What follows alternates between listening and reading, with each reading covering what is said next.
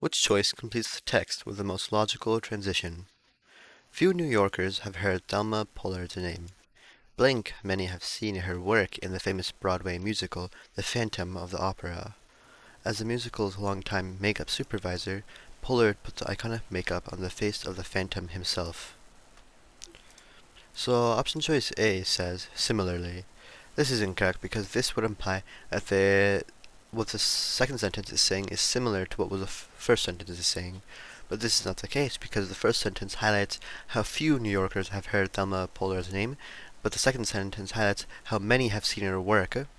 So there's a contrast between these two sentences, not a similarity. Therefore, similarly would not fit here, and A is incorrect. B, therefore. This is incorrect because therefore implies that this second sentence is the logical result of what was said in the first sentence. But as before, this is not the case because the first sentence highlights how few people have heard of her Thelma Pollard's name. The second sentence highlights that, despite this, many people have seen her work.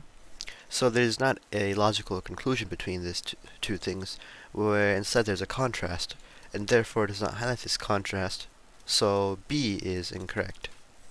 C, for example.